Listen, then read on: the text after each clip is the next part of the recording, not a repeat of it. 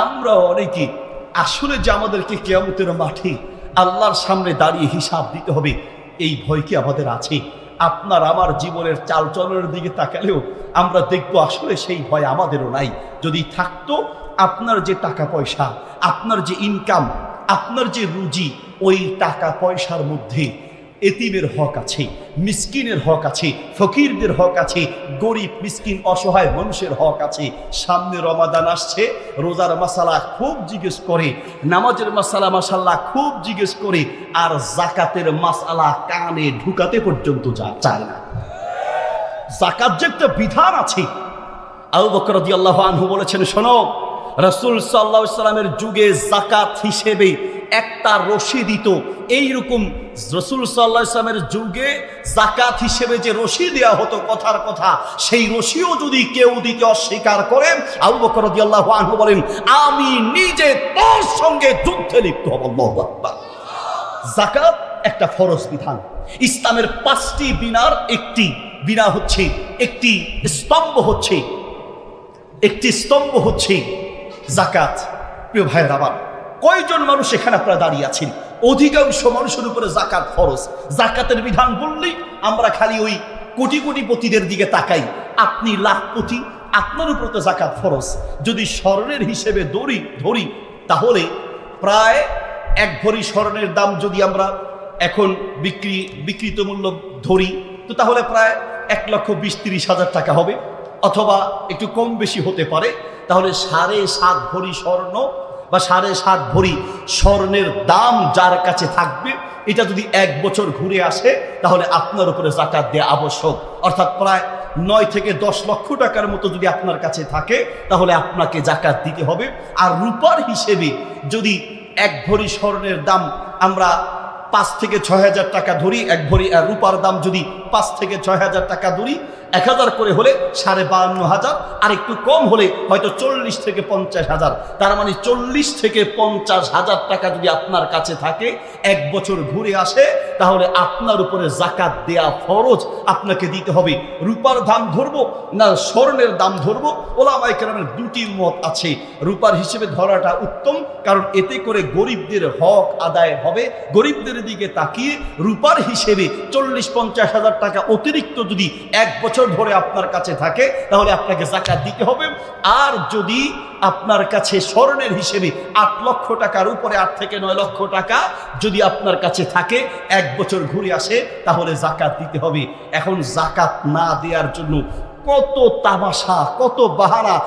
মাসালা তো জিজ্ঞেস করে না, আর কেউ যদি জিজ্ঞাসা করেও এমন সিস্টেমে জিজ্ঞেস করে যেন মুফতি সাহেব বলে, ভাই আপনার যাকাত না দিলেও চলবে। এই কথা বললেই কলিজা খুশি হয়ে যায়, যাক বেঁচে গেলাম। আর যাকাত জরিমানা নয়, যাকাত তোমার কল্যাণে, শুধু গরিবদের উপকার নয়। যাকাত দেওয়ার মাধ্যমে তোমার সম্পদ পরিশুদ্ধ হবে, যাকাত দেওয়ার মাধ্যমে তোমার সম্পদে আল্লাহর রহমত বরকত হবে।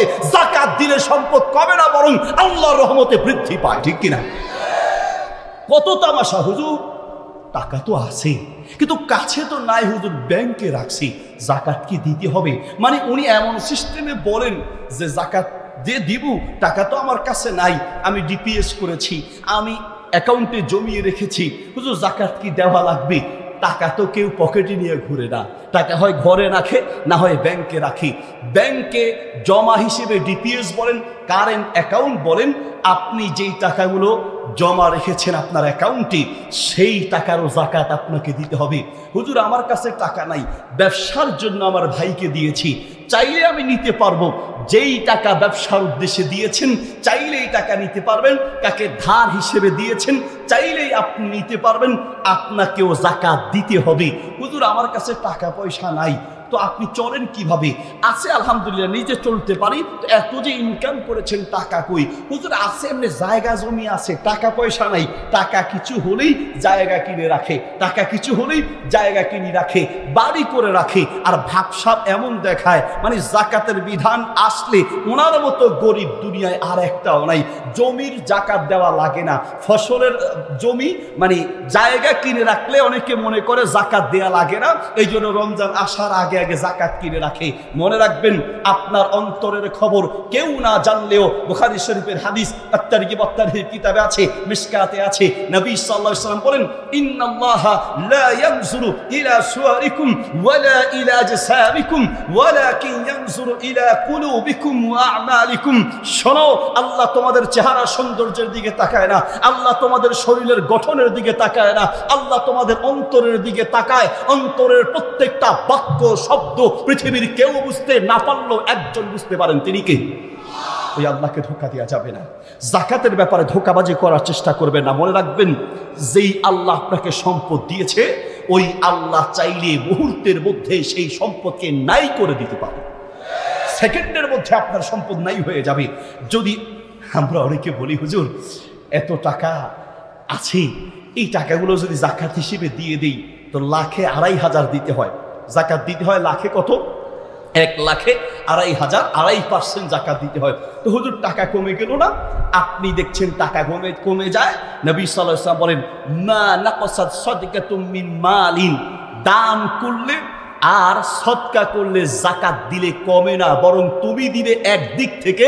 আল্লাহ সুবহানাহু ওয়া তাআলা বলেন, আনফিক ইবনে আদম উনফিক আলাইকা, বান্দা তুমি জাকাত দাও, দান করো, তুমি দিবে একদিক থেকে আর আমি আল্লাহ তোমাকে দিব চতুর্দিক থেকে। তুমি একদিক থেকে দিবে আর আমি আল্লাহ তোমাকে চতুর্দিক থেকে দিব। দিবেন না তো আল্লাহ এমন বিপদে ফেলতে পারে, টাকা নাই হয়ে যাবে। নাই, ওয়াল্লাহি বলছি, ওয়াল্লাহি বলছি। আমি আস্তে আস্তে আমার শাগিরদেরকে বলছিলাম, গার্মেন্টসের মালিক গত বছরের আগের বছর করোনার কথা, 3টা গার্মেন্টসের মালিক, 3টা গার্মেন্টসের মালিক একবার আমার সাথে দেখা হয়েছিল। পরে ফেসবুকে তার ছবি দেখলাম, একজন আপলোড করেছে, 3টা গার্মেন্টসের মালিক, কোটি কোটি টাকার মালিক, এমন ভাবে নিঃস্ব হয়েছেন, নিজের রোগের চিকিৎসার জন্য মসজিদের সামনে ভিক্ষা করতে দাঁড়াতে হয়েছে। আপনাকে আমাকে এমন করতে পারে না? আজ আপনাকে আমাকে করতে পারে না? বেশি কিছু লাগবে না তো ভাই। একটা রোগ দিলে, এমন এমন রোগ আছে যেই রোগের চিকিৎসা করার জন্য বাড়ি গাড়ি টাকা পয়সা সব বিক্রি করা লাগতে পারে, ঠিক না? আল্লাহ যে আপনাকে সুস্থ রেখেছেন, আল্লাহ যে আপনাকে কিছু তৌফিক দিয়েছেন, কিছু জমাতে পেরেছেন, সেই আল্লাহর শুকরিয়া আদায় করুন। সূরা ইব্রাহিমের 7 নম্বর আয়াতে আল্লাহ বলেন, লা ইন শাকারতুম লা আযীদান্নাকুম ওয়া লা ইন কাফারতুম ইন্না আযাবি লাশাদীদ। বান্দা, আমার শুকরিয়া আদায় করো, আমি আল্লাহ তোমাকে নিয়ামত আরো বাড়িয়ে দিব। আমাদের সবচেয়ে বড় সমস্যা হলো আমাদের মধ্যে শুকরিয়া নাই, কৃতজ্ঞতা নাই। সুবহানাল্লাহ, আল্লাহ সুবহানাহু ওয়া তাআলা বলেন, ইন্নাল ইনসানা লিরাব্বিহি লাকানুদ, মানুষের চেয়ে নিমক হারাম কোনো জাতি পৃথিবীতে নাই। মানুষের চেয়ে নিমক হারাম, মানুষের চেয়ে বেঈমান, মানুষের চেয়ে প্রতারক, মানুষের চেয়ে অকৃতজ্ঞ কোন জাতি পৃথিবীতে নাই। ডানে বামে তাকায় দেখেন, মানুষ খুঁজে পাবেন না। আমি তো মানুষ চালাই। আমার মাদ্রাসা আলহামদুলিল্লাহ প্রায় 70 থেকে 80 জন শিক্ষক আমার দায়িত্বে চলে। আমার গার্মেন্টসের বিজনেস থেকে শুরু করে বিভিন্ন সময় মানুষ চালাতে হয়। মানুষ চালানোর অভিজ্ঞতা থেকে বলছি, ডানে বামে তাকায় দেখেন, মানুষ খুঁজে পাবেন না। মানুষ যার জন্য জীবন বাজি রেখে করেছেন, যাকে নিজের জীবন বাজি রেখে বড় করেছেন, যাকে আপনি সাঁতার কাটা শিখিয়েছেন, সে আপনাকে ডুবাতে চাইবে। যাকে আপনি ড্রাইভিং শিখিয়েছেন, সেই আপনাকে অ্যাক্সিডেন্ট করতে চাইবে। মানুষ খুঁজে পাবেন না। ইত্তাকি শাররা মান আহসানতা ইলাইহি, ইত্তাকি শাররা মান আহসানতা ইলাইহি। যার প্রতি কৃতজ্ঞ করেছো, কৃতজ্ঞ যার প্রতি অনুগ্রহ করেছো, তার লাথি খাওয়ার জন্য প্রস্তুত থাকো। কোথায় পাবেন মানুষ? কৃতজ্ঞশীল মানুষ খুঁজে পাওয়া যায় না। আর আমরা যে কত বড় অকৃতজ্ঞ। ফেনী শহরে আমার একটা মাদ্রাসা আছে, আমার 2 নম্বর ইউনিট বা 2 নম্বর শাখা। সেখানে গত 2 বছর আগে বাচ্চাদেরকে আনন্দ দেওয়ার জন্য একটা ইন্দোনেশিয়ান বিড়াল রেখেছিলাম।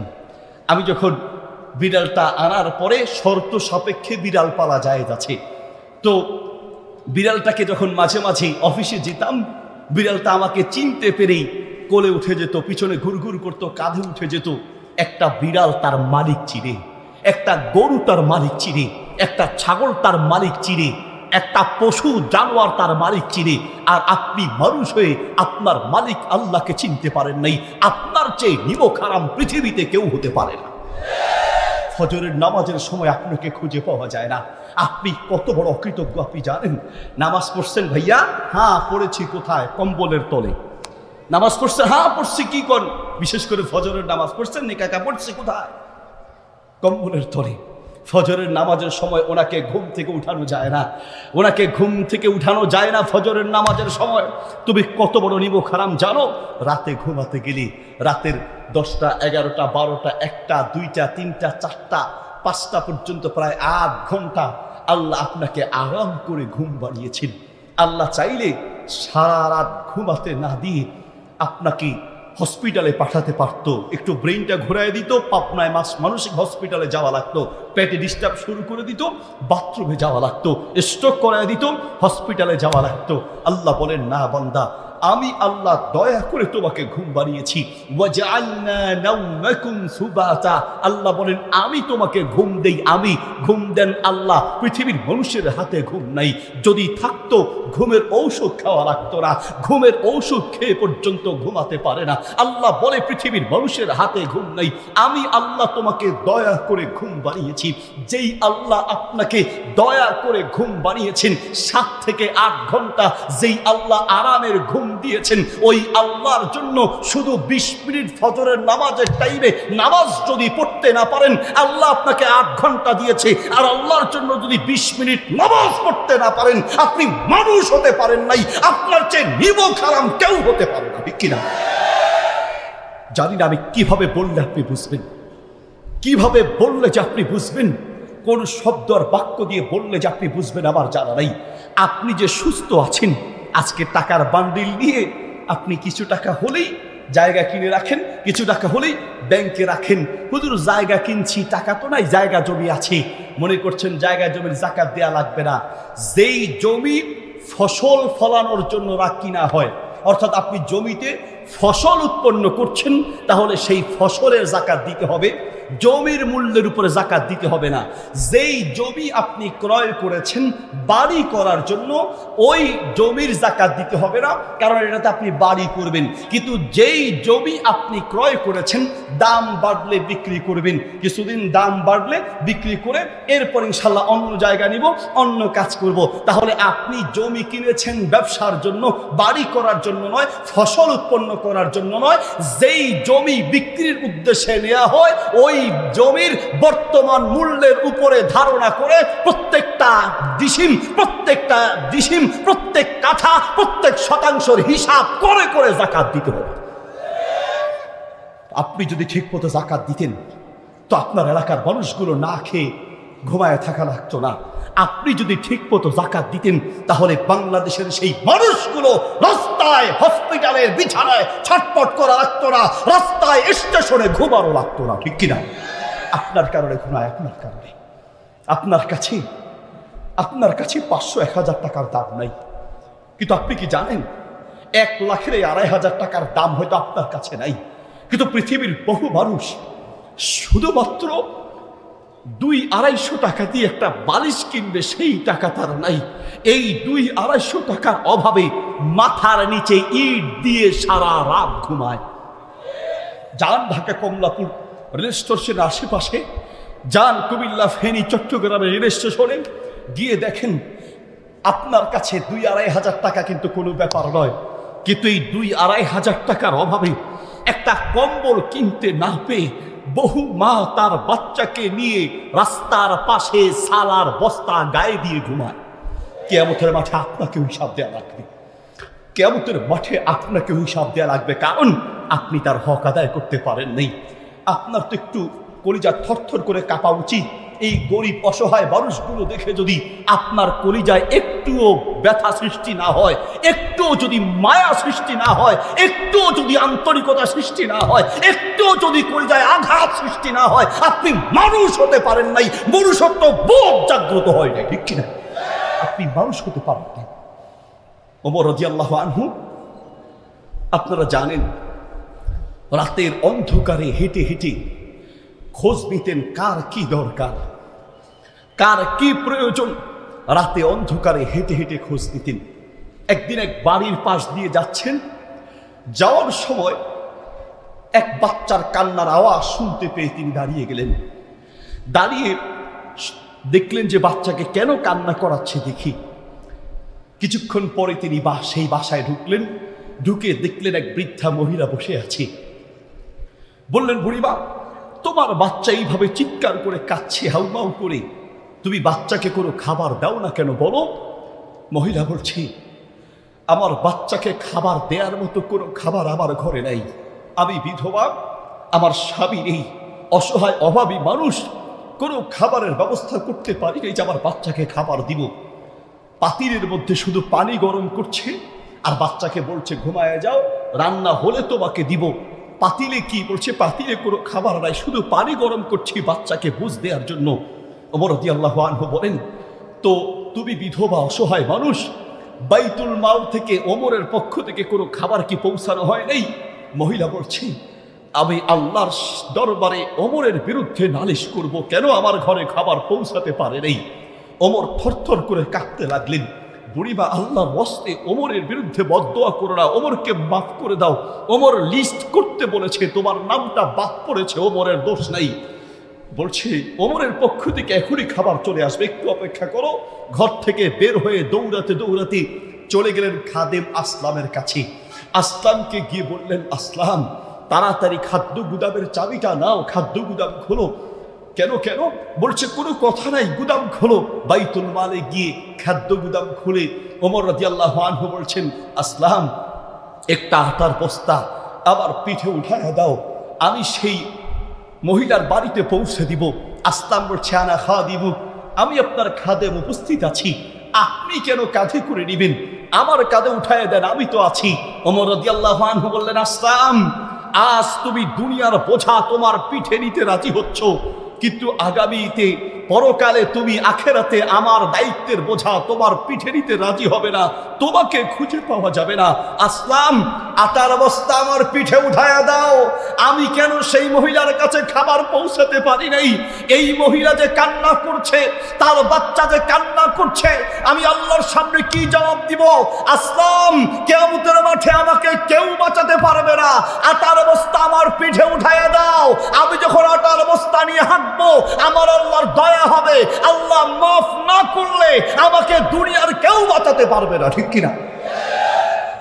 আপনার কারণেই তো পৃথিবীর বহু মানুষ না খেয়ে মরে, আপনার কারণেই তো আপনার আশেপাশের গরিব দুঃখীগুলো অসহায়, পৃথিবীর কাউকে বলতে পারে না। গরিব মিসকিন এমন অনেকে আছে যারা হাত পেতে সাহায্য চাইতে পারে। মোবাইলের হোয়াটসঅ্যাপ চেঞ্জ করতে করতে, মোবাইলের সিম চেঞ্জ করতে করতে 5 নাম্বারটা চালাচ্ছি, 4 অফিসে দিয়ে দিছি। মাঝে মাঝে হোয়াটসঅ্যাপে এমন মেসেজ আসে, চোখের পানি ছাড়া চোখের পানি ছেড়ে দেওয়া ছাড়ার কোনো উপায় থাকে না। কারণ আমি অত ধনী নই, অত সম্পদশালী নই, ঘর নাই, বাড়ি নেই, চিকিৎসা টাকা পয়সা আসার সময়ও আমার প্রতিবন্ধী শাখার এক বাচ্চা ঢাকা মেডিকেলের অসুস্থ অবস্থায় আছে, প্রচুর টাকা দরকার। তো কি করব? মাঝে মাঝে এই মেসেজগুলো দেখি আর নিজেকে ধিক্কার দেওয়া ছাড়ার উপায় থাকে না। অসহ্য হয়ে মাঝে মাঝে আরেকজনকে দেই যে দেখো কি করতে পারো। বলতে চাচ্ছিলাম, পৃথিবীর এমন বহু মানুষ কষ্টের যন্ত্রণায় ছটপট করছে, কেউ রাস্তায় ভিক্ষা করে আর কেউ ভিক্ষাও করতে পারে না। বহু মধ্যবিত্ত আছে, মিসকিন হয়ে আছে, পৃথিবীর কাউকে বলতে পারে না। তোমার দায়িত্ব, তোমার অর্থ সম্পদের যাকাতটাও দিবে, পারলে অতিরিক্ত দান পর্যন্ত করা উচিত, ঠিক কিনা? তোমার জীবনে আজ পর্যন্ত এতটুকু ব্যথা তৈরি হয় নাই? বলো, রাতে খাওয়ার সময় 10-12 রঙের তরকারি না হলে তোমার পেটের ভাত হজম হয় না। তুমি কি আজ পর্যন্ত কোনোদিন কোনো একটা এতিমখানায় গিয়ে একটা বার জানার চেষ্টা করেছো? একটা বার কি জানার চেষ্টা করেছেন এই এতিমগুলো খায় কি করে? আবার মাদ্রাসার একটা মাদ্রাসা আছে এতিমদের জন্য, একটা মাদ্রাসা আমরা টাকা নেই, আর একটা এতিম হলে আমরা ফ্রি পড়ানোর চেষ্টা করি। আমার একটা শাখায় 2 জন ছেলে এসে বলছে, ওস্তাদ, আপনার মাদ্রাসায় যেই টাকা দিতে হয়, আমার বাবা মা গরিব মানুষ, ওস্তাদ আমরা এত টাকা দিতে পারবো না, তবে আমরা 2 জনে মিলে একজনের খাবার খাবো এবং একজনের টাকা দিয়ে পড়তে চাই। 2 জনে মিলে একজনের খাবার খাবো। আমি বললাম, পরে আমি সুযোগ করে দিয়েছি দুইজনকে পড়ালেখা করার, কিন্তু আমি বলতে চাচ্ছি তাদের হৃদয়ের কথা, তাদের হৃদয়ের কথা আপনার কানে ঢুকাতে চাচ্ছি। যদি আপনার মাঝে মনুষ্যত্ব থাকে তাহলে আশেপাশের এতিম মিসকিনগুলোকে, এতিমখানাগুলোতে গিয়ে খোঁজ দিবেন। দুইজনে মিলে একজনের খাবার খেতে চাচ্ছে, আপনার 10-12 রঙের তরকারি না হলে খাবার চলে না। বহু মানুষ ডালের পানি পর্যন্ত খুঁজে পায় না।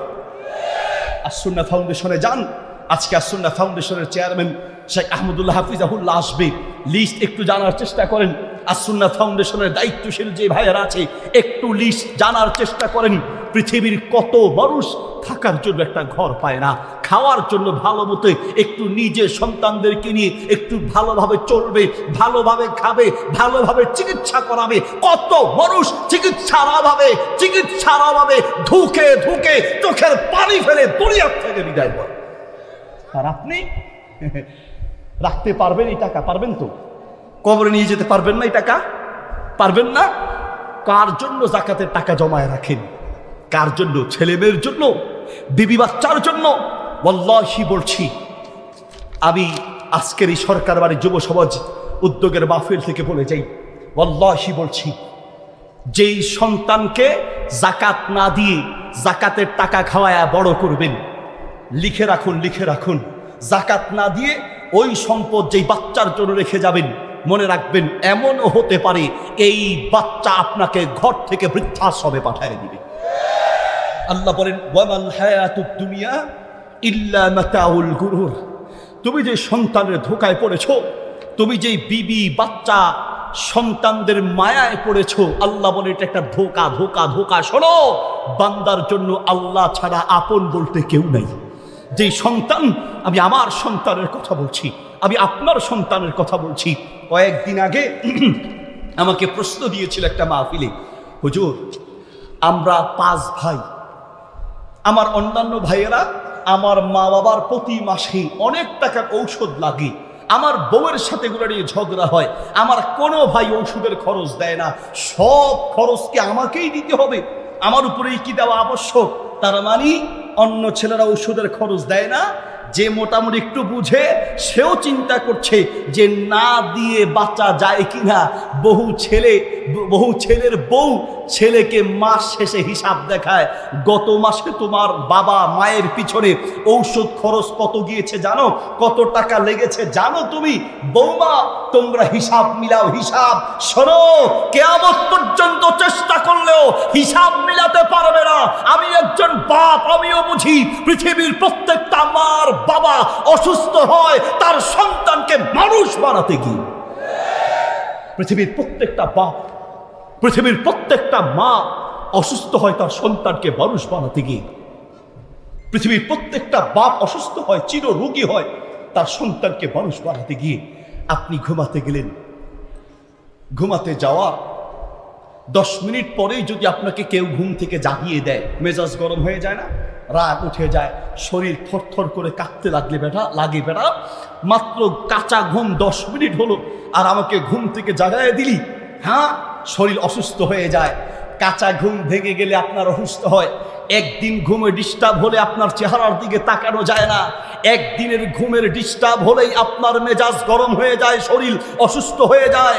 আর যেই মায়ের কোলে সন্তান আছে, ওই মা আর বাবা, বিশেষ করে ওই মা এক রাতে কতবার ঘুম থেকে জাগতে হয় তার করে হিসাব মিলাতে পারবা না। তবে হিসাব মিলাও। আমি আমার বাবাকে কোনো দিন দেখি নেই। এখানে এই মুরব্বী বাবারা আছে, অর্থ ছিল, একেবারে মিসকিন ছিল না, কিন্তু আমি আমার বাবাকে জীবনে কোনো দিন দেখি নেই। আমার বাবা হোটেলে গিয়ে রুটির সাথে কাবাব খেয়েছেন, গোস্ত দিয়ে নাস্তা করেছেন, আমি কোনো দিন দেখি নেই। আমাদের বাবারা নাস্তা করতে গেলে রুটি আর গোস্ত খুঁজতেন না, বেশি থেকে বেশি রুটি, ডাল ভাজি, রুটি আর চা দিয়ে নাস্তা করে চলে আসতেন। সেই সময়ে টাকার বড় দাম ছিল। নিজে খেয়ে না খেয়ে চিন্তা করতো দোকানে কোনো রকম 10-15-20 টাকায় নাস্তা শেষ করে গোস্ত খেতে হলে বাড়িতে গিয়ে একসাথে ছেলে মেয়ে সহ খাবো। এই যুগ ছিল আমাদের এই বাবাদের যুগ। আর বর্তমানে এমন নিমক হারামের যুগ শুরু হয়েছে, মাকে হসপিটালে রেখে নিজে বয়ফ্রেন্ড ধরে পালিয়ে যায়। এমন এক নিমক হারামের যুগ চলছে। ওয়াল্লাহি বলছি, ওয়াল্লাহি আমি এই রিপোর্ট পড়ার পরে, এই সংবাদ শোনার পরে ওয়াল্লাহি বলছি, আমার মনে হচ্ছে যে আমরা দিনকে দিন পশুর জমানায় পরিণত হচ্ছে। মানুষ খুঁজে পাবেন না। আপনারা জানেন সুবা নামের যে মেয়েটা, মাত্র বয়স কত? 11 বছর। পত্রিকায় লিখেছে 11 বছরের শিশুকে খুঁজে পাওয়া যাচ্ছে না। 11 বছরের শিশু বলে, ও বলে শিশু, 11 বছরের শিশুকে খুঁজে পাওয়া যাচ্ছে না। মায়ের ক্যান্সার, মাকে হসপিটালে রেখে 2 দিন পরে হেডলাইন চেঞ্জ হয়ে গেল পত্রিকার। 11 বছরের মেয়ে তার বয়ফ্রেন্ডের সাথে পালিয়েছে। জিজ্ঞেস করছে তার সাথে পালালে কেন? বলছি টিকটকে তার সাথে আমার পরিচয়, বাড়িতে ভালো লাগে না, ওর সাথে ভালো লাগে। বয়স কত? 11 বছর। যেই বয়সে বিয়ে শাদী কাকে বলে আমরা বুঝতাম না, ওই বয়সের 11 বছরের মেয়ে টিকটকে পরিচয় করে ছেলের সাথে পালায়া যাচ্ছে। এমন সন্তান থাকার চেয়ে না থাকা ভালো ছিল। কার জন্য করছেন? আমি একজন বাপ, আমিও বুঝি।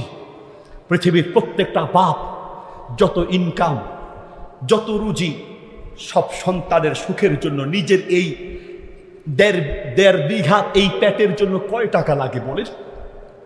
বাবারা একটু বলেন, কয় টাকা লাগে? আপনি যে ইনকাম করেন নিজের সুখের জন্য, সন্তানদের সুখের জন্য। আমরা বাহিরের কান্ট্রিতে কোনো প্রোগ্রামে বা উমরায়, সৌদিতে বা কোনো জায়গায় গেলে মাঝে মাঝে দেখি, এয়ারপোর্টে গেলে সুবহানাল্লাহ, প্রত্যেকটা প্রবাসী যখন ঘর থেকে বের হয় কোনো রকম নিজেকে শক্ত করে ধরে রাখে। এয়ারপোর্টে গেলে ছেলে মেয়েগুলোকে বুক থেকে সরাতে চায় না, কলিজা থরথর করে কাঁপে, কিন্তু চোখ দিয়া পানি বের হয় না। কারণ কোনো পুরুষ চোখ দিয়া কাঁদতে পারে না, পুরুষরা চোখের পানি দিয়া কাঁদে না, পুরুষরা কলিজার রক্ত দিয়া কাঁদে। আমি দেখেছি এয়ারপোর্টে ঢুকে অনেক কষ্টে নিজেকে শক্ত করে ধরে রাখে। আমরা তো প্রবাসীদেরকে টাকার মেশিন মনে করি, টাকার মেশিন। এই যে আজকেই তো দেখলাম ফেসবুকে একটা ভিডিও, হাজবেন্ড বিদেশে মারা গিয়েছে, তার বন্ধু বোধহয় তার বাড়িতে ফোন দিয়ে বলছে যে মারা গিয়েছে। কথা বলার পরে যে কি এক দৃশ্য, সন্তান, বিবি, বাচ্চার সুখের জন্য এক একজন প্রবাসী যে যায়। আমরা তো প্রবাস জীবন মানেই টাকার মেশিন মনে করি। আরে জেলখানা তার চেয়ে ভালো, বিদেশে থাকার চেয়ে জেলখানায় থাকা আরো ভালো। জেলখানায় অন্তত মাসে 2 মাসে একবার অন্তত বাচ্চাদেরকে সরাসরি দেখতে পারে, আর অনেক প্রবাসী বছরের পর বছর সন্তানের চেহারাটা পর্যন্ত দেখতে পারে না। অসুস্থ হলে নিজের মাথায় নিজেকেই পানি ঢালতে হয়, অসুস্থ হলে নিজের চিকিৎসা নিজেকেই করতে হয়, মাথায় পানি দেওয়ার মানুষটা খুঁজে পাওয়া যায় না। বহু প্রবাসী এমন আছে, মৃত্যুর পরে তার লাশ গলে পচে দুর্গন্ধ বের হওয়ার পরে মানুষ বুঝতে পারে যে কেউ মারা গেছে, ঠিক না? এয়ারপোর্টে যখন যায় অনেক শক্ত করে নিজেকে ধরে রাখে। ইমিগ্রেশন কাউন্টার পার হওয়ার পরে আস্তে আস্তে করে চেহারাটা মলিন হয়ে যায়। যখন প্লেনে উঠে এই আস্তে আস্তে করে চোখের পানি পড়া শুরু হয়। অনেক প্রবাসীকে দেখি প্লেন যখন ছেড়ে দিয়ে প্লেনটা উপরের দিকে উঠতে থাকে, জানালা দিয়ে তাকায়া মাতৃভূমির দিকে তাকায়া থাকে। আমার দেশ, আমার মায়ের দেশ, বাবার দেশ, ভাই বোন, ছেলে সন্তান, বিবি বাচ্চা সব এই মাটিতেই তো আছে। দেশের দিকে তাকায়া থাকে। প্লেনটা উঠতে উঠতে যখন দেশটা হারিয়ে যায়, আর দেখা না যায়, প্রত্যেকটা প্রবাসী কাঁদতে কাঁদতে চোখের পানিতে বুক ভাসায়া দেয়। এমন বহু প্রবাসীর জীবন কেটেছে যেই সন্তান, বিবি, বাচ্চার শান্তি সুখের জন্য দেশ ছেড়েছে। মৃত্যুর পরে আনতে গেলে টাকা লাগবে, এজন্য লাশটা পর্যন্ত বাড়িতে আনতে রাজি হয় না। কার জন্য করছেন? আল্লাহ বলেন, শোনো, ওয়ামাল হায়াতুদ দুনিয়া ইল্লা মাতাউল গুরুর। সারা দুনিয়া একটা ধোঁকা। বিশ্বাস না হলে বাড়িতে যান, আজকে গিয়ে বলেন, কলিজার টুকরা ছেলে, তোমার সুখের জন্য আমার জীবনটা শেষ করেছি। কলিজার টুকরা মেয়ে, তোমার সুখের জন্য আমার জীবনটা শেষ করেছি। কলিজার টুকরা বিবি, তোমাকে সুখী করতে গিয়ে আমি আমার জীবনটাকে শেষ করে ফেলেছি। আমার এই 1.5 বিঘা পেটের জন্য এত টাকা লাগে না। তোমাদের সুখের চিন্তা করে ঠিক মতো খাই নেই, ঠিক মতো আরাম করি নেই। আমি যখন মারা যাব, প্রথম রাত আমাকে মাটির নিচে রাখবে, আমি খুব ভয় পাবো। প্রথম রাত আমি মাটির নিচে থাকবো কি করে? বিবি, একটা মাত্র রাত আমার সাথে মাটির নিচে থেকো। কলিজার টুকরা ছেলে মেয়ে, একটা মাত্র রাত আমার সাথে মাটির নিচে, এক রাত শুধু থেকো, এক রাত, একটা রাত আমার সাথে মাটির নিচে থেকো। আপনার বিবি বাচ্চা আপনার সাথে মাটির নিচে থাকবে, দূরে থাক। আপনি যেই খাটে মারা যাবেন ওই খাটে একা থাকতে ভয় পাবে। আপনি যে রুমে মারা যাবেন ওই রুমে একা থাকতে ভয় পাবে। আপনার সাথে কবরে মাটির নিচে থাকবে, দূরে থাক। আপনার ছেলে মেয়ে বিবি বাচ্চা আপনার লাশের কাছে একা থাকতে ভয় পাবে। আল্লাহ বলে, বান্দা সারা দুনিয়া তোমাকে মাটি চাপা দিয়ে চলে আসবে, আমি আল্লাহ ছাড়া কেউ থাকবে না। ঠিক কিনা? কেউ থাকবে না, আল্লাহই বলছি, কেউ থাকবে না, কাউকে পাবেন না। এখনই তো রাতে আপনি ঘুমাতে যান, কত অকৃতজ্ঞ আমরা, সেই আল্লাহকে এখনো চিনতে পারি নেই। রাতে ঘুমাতে যান, আপনার ছেলে আপনাকে রেখে ঘুমায়, আপনার মেয়ে আপনাকে রেখে ঘুমায়, আপনার বিবি আপনাকে রেখে ঘুমায়, আপনার সারা দুনিয়ার সমস্ত মানুষ আপনাকে রেখে ঘুমায়। আল্লাহ বলে, বান্দা আমি তোমার এমন দয়ালু রব, আমি তোমাকে রেখে ঘুমাই না। লা তাখুযুহু সিনাতু ওয়ালা নাওম, আমি তোমাকে রেখে ঘুমাই না, আমি সব সময় জাগ্রত থাকি। কারণ আমি এই জন্যই জাগ্রত থাকি, বান্দা বিপদে পড়লে আমাকে ডাকলে আমি না শুনলে কে সাহায্য করবে? সারা দুনিয়া ঘুমায়, আমি তোমার জন্য ঘুমাই না। আল্লাহু আকবার। সারা দুনিয়া ঘুমায়, আপনার আল্লাহ আপনার জন্য ঘুমায় না। সেই আল্লাহর জন্য দান করবেন, সে আল্লাহর জন্য যাকাত না দিয়ে ওই যাকাতের টাকা জমিয়ে রেখে শান্তি পাবেন? শান্তি পাবেন না, না ভাই। তাই আসুন, আমাদের উপরে যাদের যাকাত ফরজ, হিসাব করে করে গাড়ি আছে অনেকগুলো, প্রত্যেকটা গাড়ি যদি নিজে ব্যবহার করার জন্য হয় তাহলে যাকাত দেওয়া লাগবে না। কিন্তু গাড়ি যদি আপনার ব্যবসা হয়, কিনবেন বিক্রি করবেন, কিনবেন বিক্রি করবেন, এইভাবে যদি বিক্রির উদ্দেশ্যে গাড়ি কিনেন সেই গাড়ির দামের উপরে যাকাত আসবে। মোবাইলের বিজনেস যদি করেন, সেটা নতুন মোবাইল হোক আর পুরাতন মোবাইল হোক, মোবাইল কিনবেন বিক্রি করবেন, কিনবেন বিক্রি করবেন আবার কিনবেন, মানে ব্যবসা যদি উদ্দেশ্য হয় সেই মোবাইলের দামের উপরে যাকাত আসবে। ব্যবসা করছেন, দোকানের র্যাক, দোকানের যে সমস্ত আসবাব আছে সেগুলোর উপরে যাকাত আসবে না, তবে বিক্রির জন্য যে পণ্য রেখেছেন সেই পণ্যের দামের উপরে যাকাত আসবে। কতভাবে যে যাকাত আমরা পরিত্যাগ করছি। ইসলামের এত বড় গুরুত্বপূর্ণ একটি বিধান, এই বিধানের ব্যাপারে আমাদের মানে কোনো সচেতনতা নাই। এই জন্য তরুণ যুবকদেরকে বলবো, সচেতনতা বৃদ্ধি করুন। আমি তো বলি সারা বাংলাদেশ একদিনে পাল্টে যেত। আমরা ওলামায়ে কেরাম, মসজিদের ইমাম খতিব, মসজিদের কমিটির লোক, এলাকার তরুণ যুবকরা যদি সচেতন হয়, বিশেষ করে মসজিদের ইমাম আর খতিবরা যদি সচেতন হয়, যেই ব্যক্তি যাকাত না দিবে, যেই ব্যক্তি যাকাত আদায় করবে না, যে মানুষের টাকা মেরে খাবে, সুদখোর ঘুষখোর, কোনো বেনামাজির জানাজা ইমাম সাহেব পড়াবে না, যেই বিয়ে বাড়িতে নাচ গানের অনুষ্ঠান চলবে, যেই বিয়ে বাড়িতে গায়ে হলুদের অনুষ্ঠানের নামের নোংরামি চলবে, যেই ব্যক্তি যাকাত প্রদান করবে না, কোনো ইমাম সাহেব যদি সিদ্ধান্ত নেয় ওই ব্যক্তির জানাজা আমরা পড়াবো না, সারা বাংলাদেশ একদিনে পাল্টে যাবে। ঠিক কিনা? একদিনে পাল্টে যাবে, একদিনে পাল্টে যাবে শুধু সিদ্ধান্ত নিলে। নবী সাল্লাল্লাহু আলাইহি ওয়াসাল্লাম যার তার জানাজা পড়াতেন না, রাসূল সাল্লাল্লাহু আলাইহি ওয়াসাল্লাম যার তার জানাজা পড়াতেন না। জানাজা পড়ানোর আগে তিনি খবর নিতেন আলাইহি দাইনুন, এই লোকটার কাছে কেউ কোনো পাওনাদার আছে কিনা। আপনি যদি যাকাত না দেন তাহলে আপনিও আরেকজনের হক মেরে দিয়েছেন। ঠিক কিনা? কেউ যদি মানুষের হক মেরে দেয়, বিচার করতে বসি, হয়তো আপনিই বিচারক, কিন্তু আপনি নিজেই যাকাত না দিয়ে আপনি গরিব মিসকিনের হক মেরে দিচ্ছেন। নবী সাল্লাল্লাহু আলাইহি ওয়াসাল্লাম জিজ্ঞেস করতেন আলাইহি দাইনুন, এই লোকটার কাছে কেউ কোনো টাকা পয়সা পাবে কিনা। যদি বলতো নাম আলাইহি দাইনুন, হ্যাঁ অমুক অমুকে এর কাছে যাকাত পাবে, অমুক অমুক এর কাছে টাকা পাবে, নবী সাল্লাল্লাহু আলাইহি ওয়াসাল্লাম বলতেন সল্লু আলা আখিকুম লা উসাল্লি, তোমরা জানাজা পড়াও, আমি নবী তার জানাজা পড়াবো না। একজন ইমামের দায়িত্ব যার তার জানাজা পড়াতে যাবে না। জানাজা দেওয়ার আগে তার ঋণ পরিশোধের ব্যবস্থা করতে হবে। জানাজা দেওয়ার আগে সম্ভব হলে যদি তার যাকাত বাকি থাকে সেই যাকাতেরও ফায়সালা করা উচিত। কয়েক বছর যাকাত দেয় নাই, আপনার ওয়ারিশ যারা আছে সেই ওয়ারিশদের মাঝে সম্পদ বন্টন করার আগে যাকাত যারা দেয় নাই তাদের যাকাত বন্টন করার ফায়সালা করা দরকার।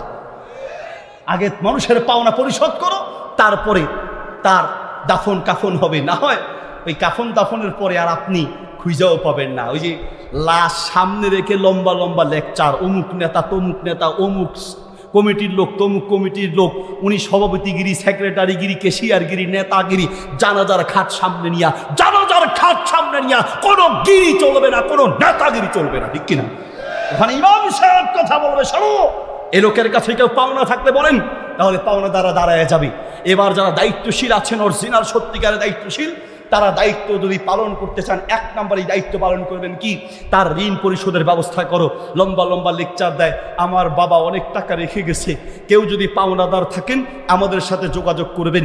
ভাই লেকচার দেয়, আমার ভাই অনেক কষ্ট করেছেন, অনেক সম্পদ আছে, যদি কেউ পাওনাদার থাকেন আমাদের সাথে যোগাযোগ করবেন। এই কথা বলে যে দাফন করা হলো, এরপরে পাওনাদার যেতে যেতে জুতা 2 জোড়া শেষ, এখন পর্যন্ত পাওনার 1 টাকাও ফেরত পায় নাই। এটা সমাজের বাস্তব চিত্র আপনাকে বলছি প্রিয় ভাইয়ের আমার। তাহলে আমরা ইনশাআল্লাহ তাআলা আমাদের জাতের সম্পদ আছে, আল্লাহ তাআলা তৌফিক দিয়েছেন, আমরা যাকাত দিব। কাদেরকে দিব? অনেকে প্রশ্ন করেন, হুজুর ভাই প্রথমত খুঁজবেন নিজের আত্মীয় স্বজনের মধ্যে গরিব মিসকিন আছে কিনা, গরিব মিসকিন এবং হকদার আত্মীয় স্বজনের মাঝে আছে কিনা এটা খুঁজবেন। নিজের ভাইকেও যাকাত দেওয়া যায়, নিজের বোনকেও যাকাত দেওয়া যায়। আত্মীয় স্বজনের মধ্যে আসল এবং ফুরু তাদেরকে যাকাত দেওয়া যায় না। আসল কাকে বলে, ফুরু কাকে বলে? আসল মানে হচ্ছে মা বাবা এবং তার ঊর্ধ্বতন যারা আছে, মা বাবা, তাদের মা বাবা, নানা নানি, দাদা দাদি, এইভাবে তাদের মা বাবা, তার মানে মা বাবার সিলসিলার উপরের দিকে, এদেরকে আসল বলে। আর ফুরু হচ্ছে ছেলে মেয়ে থেকে শুরু করে নিচের দিকে, ছেলে মেয়ের ছেলে মেয়ে, নাতি পুতি যা আছে এই নিচের দিকে, এদেরকে যাকাত দেওয়া যাবে না।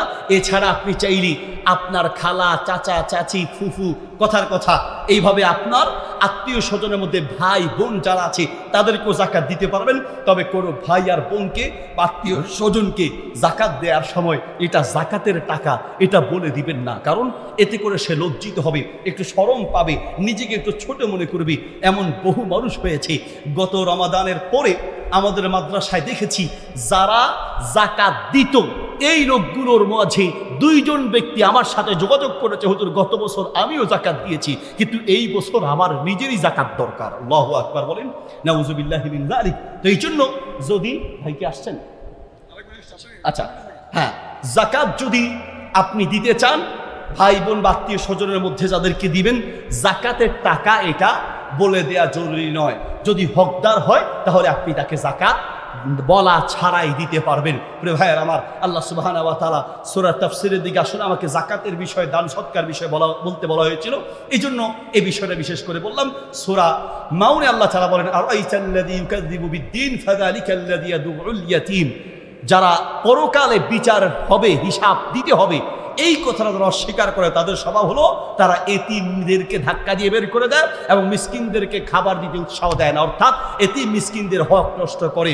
যারা পরকালের বিশ্বাস নেই, শুধু এতিম মিসকিনদের হক নষ্ট করে এমনটা নয়। পরের আয়াতে আল্লাহ বলছেন, ফাওয়াইলুল লিল মুসাল্লিন আল্লাযীনা হুম আন সালাতিহিম সাহুন, ধ্বংস ওই সমস্ত মুসল্লিদের জন্য যারা নিজেদের নামাজের ব্যাপারে উদাসীন, অর্থাৎ নামাজ ঠিকমতো পড়ে না, আর যদিও পড়ে ইউরাউন, মানুষকে দেখানোর জন্য পড়ে, ওয়ায়ামনাউনাল মাউন, যাকাত তো দেয় না, দান সদকা তো করে না, একেবারে ছোট্ট কোনো বিষয় পর্যন্ত মানুষের কাছে দান করতে চায় না। আল্লাহ সুবহানাহু ওয়া তাআলা আমাদের সবাইকে এই সকল বখিল বা কৃপণতা থেকে বাঁচার তৌফিক দান করুন, আমিন। যাকাত দেওয়ার পাশাপাশি দানও করা উচিত। নবী সাল্লাল্লাহু আলাইহি ওয়াসাল্লাম বলেছেন, দাউ মারদাকুম বিসসাদাকা, দান করার মাধ্যমে রোগীর চিকিৎসা করা, রোগীর চিকিৎসা, রোগ হয়েছে ডাক্তার ঔষধ হসপিটাল খোঁজার আগে উচিত হচ্ছে আমরা দান করা, কারণ দানের মাধ্যমে রোগ থেকে বাঁচা যায়। প্রিয় ভাইয়ের আমার, কৃপণতা করবেন না, এমন রোগ হতে পারে অর্থ সম্পদ যা আছে সব বিলীন হয়ে যেতে পারে। আমার মনে আছে, আমার মনে কুয়েতে থাকতো 60টা বছর এক পরিচিত লোক, দেশে আসার পরে তিনি কিডনিতে ব্যথা, ডাক্তারকে ডাক দিয়ে বলছেন, ডাক্তার সাহেব 60 বছর আমি কুয়েতে যা ইনকাম করেছি আমার সব টাকা পয়সা, বাড়ি করেছি, ব্যাংকে টাকা আছে, গাড়ি, সব আমি লিখে দিব। আমি কিডনির যন্ত্রণায় শেষ হয়ে যাচ্ছি, টাকা পয়সা লাগবে না, সুস্থ হয়ে প্রয়োজনে ভিক্ষা করে খাবো, সারা জীবনের ইনকাম দিতে রাজি একটা মাত্র অঙ্গের সুস্থতার জন্য। এবার বলেন, আপনার মাঝে এতগুলো অঙ্গ আল্লাহ সুস্থ রেখেছেন, আপনি আল্লাহর কি শুকরিয়া আদায় করেছেন? ওই যে বললাম আমরা অকৃতজ্ঞ। ইন্টারনেটে সার্চ দেন, উইকিপিডিয়াতে সার্চ দেন, চ্যাটজিপিটিতে সার্চ দেন, ডিপসিকে সার্চ দেন, উইকিপিডিয়া গুগলে সার্চ দেন, হেলেন কিলার লিখে সার্চ দিয়ে তার ইতিহাস জানার চেষ্টা করেন। হেলেন কিলার চোখে ঠিক মতো দেখে না, কানে ঠিক মতো শুনে না, চোখে দেখে না, শরীরের অনেকগুলো অঙ্গ প্রত্যঙ্গ নাই। হেলেন কিলারকে ডেকে প্রশ্ন করা হলো, আল্লাহ তোমাকে এতগুলো অঙ্গ প্রত্যঙ্গ দেয় নেই, আচ্ছা বলো তো দেখি, আল্লাহ যদি তোমাকে অল্প তোমাকে যদি প্রশ্ন করি, তোমাকে যে তোমার স্রষ্টা রব এতগুলো অঙ্গ প্রত্যঙ্গ দেয় নেই, আচ্ছা শোনো তো, তোমার স্রষ্টার প্রতি তোমার কি কি অভিযোগ আছে? স্রষ্টা যে তোমাকে চোখ দেয় নেই, কান দেয় নেই, শরীরের অনেকগুলো অঙ্গ প্রত্যঙ্গ নাই, দৃষ্টি নাই, শ্রবণ শক্তি নাই, তোমার স্রষ্টার প্রতি তোমার কি কি অভিযোগ আছে? হেলেন কিলার বললেন, আমার স্রষ্টা আমাকে কি কি দেয় নাই সেই পর্যন্ত আমি চিন্তা করতে পারি নাই। আমার স্রষ্টা আমাকে যা যা দিয়েছে আমি কিয়ামত পর্যন্ত গড়েও তো শেষ করতে পারবো না। কি শুকরিয়া আপনি আদায় করেছেন বলেন? আমার একটা মাদ্রাসা আছে, প্রতিবন্ধী শাখা, চোখে দেখে না, কানে শুনে না, এইরকম প্রতিবন্ধীদের জন্য একটা মাদ্রাসা করেছে আলহামদুলিল্লাহ। সেখানে আমার এক টিচার আছে, অন্ধ, চোখে দেখে না, টিচার চোখে দেখে না, ছাত্র চোখে দেখে না, অন্ধ। মাঝে মাঝে তাদের চেহারার দিকে তাকাই আর আমি আমাকে বলি, চোখে দেখে না, নিজের মা বাপকে দেখতে পারে নাই, ছেলে মেয়ের মুখটা দেখতে পারে নাই, দুনিয়ার এই সৌন্দর্য দেখতে পারে নাই, তারা সারা জীবন জন্মের পর থেকে না দেখে জীবন কাটাচ্ছে। আপনি বলেন তো, এই চোখ বন্ধ করে কয়দিন আপনি চলতে পারবেন? একদিন, এক সপ্তাহ, এক মাস পারবেন? এক বছর চোখ বন্ধ করে চলতে? তাদের তুলনায় আল্লাহ আমাদেরকে কতটা যে ভালো রেখেছে, শুকরিয়া আদায় করা উচিত। যাকাত দেওয়ার পাশাপাশি মাঝে মাঝে অসহায় মানুষের পাশে দাঁড়ানো উচিত। তাহলে কি হবে? ইনশাআল্লাহ তাআলা আপনার মধ্যে আল্লাহ সুবহানাহু ওয়া তাআলার কৃতজ্ঞতা বোধ জাগ্রত হবে। অসহায় এবং এইরকম বিপদগ্রস্ত মানুষের পাশে যাবেন, আল্লাহর শুকরিয়া আসবে। দান করলে রোগ থেকে বাঁচা যায়, দান করলে বিপদ থেকে বাঁচা যায়, খারাপ মৃত্যু থেকে বাঁচা যায়, দান করলে আল্লাহর মহব্বত পাওয়া যায়। ওয়াজাবাত মুহাব্বাতিনা লিল মুতাবাযিলিনা ফিয়া, দান করলে আল্লাহর মহব্বত পাওয়া যায়। দান করার মাধ্যমে আরশের ছায়ায় মেহমান হওয়া যায়, দান করার মাধ্যমে জান্নাতের মেহমান হওয়া যায়। আল্লাহ সুবহানাহু ওয়া তাআলা আমাদেরকে দানশীল হওয়ার তৌফিক দান করুন, আমিন। পৃথিবীতে পরকালকে যারা অস্বীকার করে তাদের সবচেয়ে বদ অভ্যাস, তাদের সবচেয়ে খারাপ গুণ হচ্ছে তারা মানুষের উপরে জুলুম করে, তারা মানুষের হক নষ্ট করে, বিশেষ করে গরিব দুঃখী অভাবী মানুষের হক নষ্ট করে, ঠিক কিনা? পরকালে আল্লাহর সামনে দাঁড়াতে হবে, পরকালে প্রত্যেকটা মুহূর্তের হিসাব দিতে হবে। এই বিশ্বাস, এই চেতনা, এই বিশ্বাস, দৃঢ় বিশ্বাস যার অন্তরে না থাকে তারাই পারে মানুষের উপরে জুলুম করতে। যাদের কলিজায় এই ভয় থাকবে যে আমাকে আল্লাহর সামনে দাঁড়াতে হবে, আমার জীবনের প্রত্যেকটা কর্মের হিসাব আল্লাহর সামনে দিতে হবে, এই বিশ্বাস যাদের পূর্ণ থাকবে তারা কখনো কোনো মানুষের উপরে জুলুম করতে পারে না। আর সবচেয়ে বেশি মানুষের উপরে জুলুম করার এই আয়াতে অন্যতম একটি কারণ উল্লেখ করা হয়েছে, তা হচ্ছে মানুষের লোভ, টাকার লোভ, ক্ষমতার লোভ, অর্থের লোভ, সম্পদের লোভ। যখন মানুষের সীমাতিরিক্ত হয় তখন মানুষ আর মানুষ থাকে না। উলাইকা কাল আনআম বাল হুম আদল। মানুষের মধ্যে যখন ক্ষমতার লোভ সৃষ্টি হয়, টাকার লোভ সৃষ্টি হয়, অর্থ আর সম্পদের লোভ যখন সীমাতিরিক্ত হয়, মানুষ তখন জানোয়ারে পরিণত হয়। তার বাস্তবতা হলো, বিগত বছরের জালেমদের ইতিহাস যদি আমাদের সামনে আমরা তুলে ধরি তো দেখতে পাবো বিগত বছরের কিছু জালেম জানোয়ারের স্বভাব পর্যন্ত জানোয়ারের স্বভাবের চেয়ে আরো নিকৃষ্ট স্বভাব তারা ধারণ করেছে।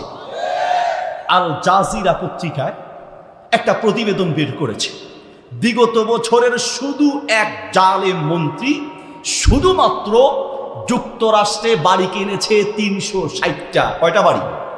360টা বাড়ি কিনেছে শুধুমাত্র যুক্তরাষ্ট্রে। প্রায় 4,000 কোটি টাকার বাড়ি শুধুমাত্র যুক্তরাষ্ট্রে কিনেছে। এবার আরব কান্ট্রি, এবার ইউরোপ আমেরিকা সহ অন্যান্য কান্ট্রিতে খুঁজতে দেখা যাবে হাজার হাজার কোটি টাকা বাংলাদেশ থেকে পাচার করে বিদেশে পাচার করেছে, বিদেশে সম্পত্তি ক্রয় করেছে। হাজার হাজার কোটি টাকা বাংলাদেশ থেকে বিদেশে যে পাচার করেছে পূর্বের ওই জালিমরা, ওই টাকা ওদের বাপদাদার টাকা নয়, ওই অর্থ সম্পদ টাকা আপনার আর আমার এদেশের জনগণের রক্ত চোষা টাকা পাচার করেছে, ঠিক কিনা? ঢাকা শহরের সাবেক এক মেয়রের ইতিহাস ইনকিলাব পত্রিকায় এসেছে। জালিম কাকে বলি? শুধুমাত্র বাড়ি থেকে একবেলা খাবার অফিসে নিয়ে যাবে। এই একবেলা খাবার বাড়ি থেকে অফিসে নেয়ার জন্য, দুপুরের এই একবেলা খাবার নেয়ার জন্য সরকারি টাকায় একটা গাড়ি কিনেছি। আবার সেই গাড়ির তেলের খরচ বাবদ নিয়েছে 28,05,000 টাকা। সুবহানাল্লাহ, নাউজুবিল্লাহ। 28,05,000 টাকা নিয়েছে শুধুমাত্র কেবলমাত্র একবেলা খাবার আনার তেলের খরচ বাবদ। বাংলাদেশের কত মানুষ থাকার জায়গা পায় না, ঘুমানোর জায়গা পায় না, ঠিক মতো চিকিৎসা চালাতে পারে না, নিজের মেয়েটাকে ঠিক মতো বিয়ে দেওয়ার মতো সম্পদ পায় না, রাস্তায় হেঁটে হেঁটে ভিক্ষা করে, থাকার জায়গা নাই, সেই জায়গায় বিভিন্ন স্টেশনে আর বাস স্টেশনে ঘুমায়। এত অভাবী মানুষ থাকতে এই জালেমরা এইভাবে হাজার হাজার কোটি টাকা বিদেশে পাচার করেছে। যেই টাকা বিদেশে পাচার করেছে ওই টাকা যদি বাংলাদেশে ফিরিয়ে আনা যায়, এই বাংলাদেশকে কয়েকবার সুন্দর করে সাজানো সম্ভব হবে, ঠিক কিনা?